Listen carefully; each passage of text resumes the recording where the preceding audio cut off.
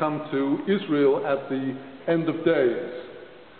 Ezekiel, in the closing chapters of the book, after the section on the war of Gog and Magog, presents us with the final disposition of the 12 tribes with 12 strips of land from east to west. 12 strips parallel down this entire area, from up in Turkey down to the Nile Delta. And this is the ultimate Eretz Israel, far, far more expansive than what the Balfour Declaration awarded to the Jewish people in 1917, which was only what was then called the land of Palestine. But the actual prophetic disposition of the lands goes literally from the river to the river. So, in terms of the national agenda of the people of Israel, there is indeed a machloket, a profound conflict between the prophetic agenda for Israel and the policies of the United States Department of State. There's a very profound difference in the perceptions of what is supposed to be at the end of the roadmap.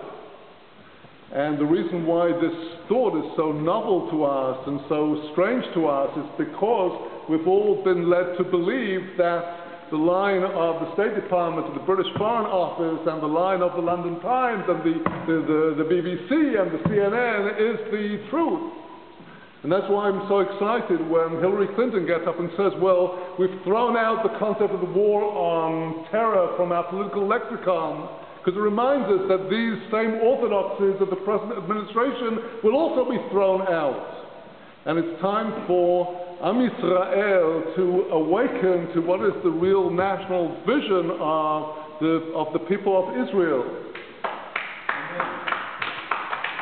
Our vision is not one which excludes anybody, whether Jew or Arab or American or anybody, except those whose agenda is to disrupt civilized living. The only people that Israel excludes are killers and terrorists, murderers. They have to be constrained, the forces of law, and have to be used without corruption and without discrimination to protect innocent people in the business of living a civilized life from the attacks of terrorists and murderers and killers, and to uproot crime. That is our national agenda. And we have no problem inviting people who wish to call themselves Palestinians or Syrians or Lebanese or Egypt or Jordanians or anybody else to join us in the Middle East in the building of a truly civilized society, where you don't verbally say there's a war on terror, but filch money to Hamas and filch support to Hezbollah. We want a true and an uncorrupted order in Eretz Israel. But what I'm saying is that if we will look at our prophets and our sources, we'll find very great inspiration for us as to what we are to do in our time. I'd like to read and comment on two sections from later rabbinic literature which, to my mind, throw very interesting light on what is happening today. Well, the first piece that I would like to read you is from the commentary of the biblical commentator Malbim on another chapter in Ezekiel. It's a commentary on Ezekiel chapter 32, verse 17, where Malbim takes a moment to discuss what's going to happen in the war of Gog and Magog. And he says, in the days of Gog and Magog, all the nations will gather against Jerusalem. At the time of the end, after Israel have already settled the land of Israel, the nations are destined to gather and to seek to conquer Jerusalem. Gog, the leader of Meshech and Tuval, will come. These are the lands of the north and the west, and their peoples are uncircumcised and are called Edom. Meshech and Tuval are from the children of Japheth, who live in Europe, as Josephus wrote. In Ezekiel chapter 38, it says that Persia, Cush, and Phut will be with them, and so too the house of Togarmah, which is Turkey, all of whom are circumcised and hold to the Ishmaelite religion. They will gather with the children of Edom to conquer the land from the children of Israel.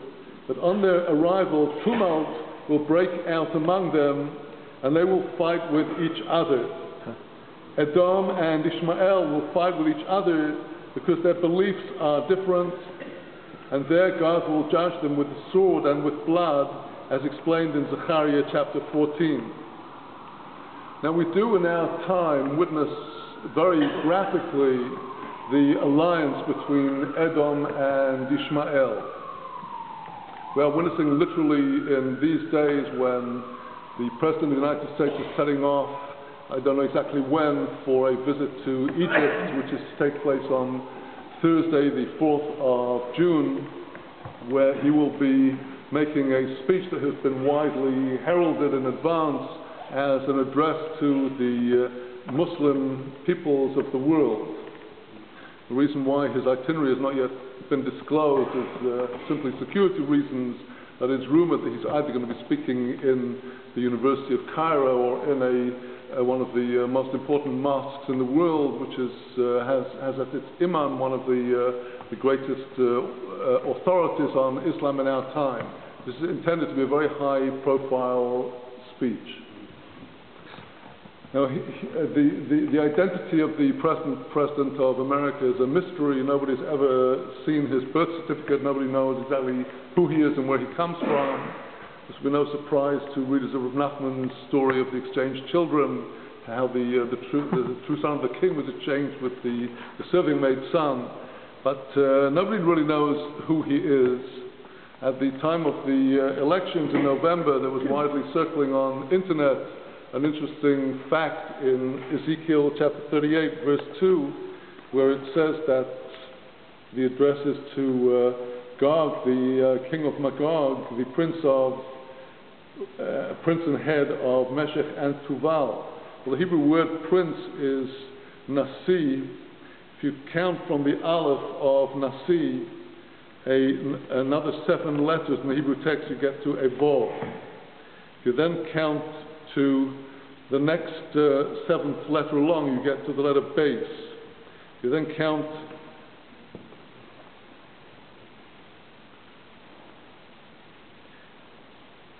another 7 letters, you get a Mem, and then another 7, you get a Hey. Now, this could be an example of a concept which I referred to briefly before, a Kabbalistic concept known as the concept of Hislabshus. Hislabshus is a concept in Kabbalah where one power does not appear in its own self, but clothes itself in a different power that may appear to be different, to which the first power operates using the second power as a proxy. So this is a concept throughout the Kabbalah, and it applies both on the level of God's holy ruling of the world and also on the level of the Sitra Achra, the other side, the unholy forces, including the 70 guardians of the nations and the 70 nations, where it can be that one power is manifest on the surface, but it's actually being operated by a higher power, which is using this secondary power as a clothing, as a garb, as a veil to conceal the first power. And so, historically, characters may come onto the stage and off the stage, Joseph Stalin and Obama and who knows who else, occupying some of these roles. There's clearly behind all of the public posturing of governments an inner elite that is sitting in the luxury of quiet, beautiful palaces where it's possible to think clearly and to plan for the world. There are clearly very high up powers, and as King Solomon says, the hearts of kings are in the hands of God, and ultimately God is running the whole show. The point I'd like to address now, coming towards a conclusion, is the role of Persia in all of this. If somebody had asked me 30 years ago, well, who do you think are the world's biggest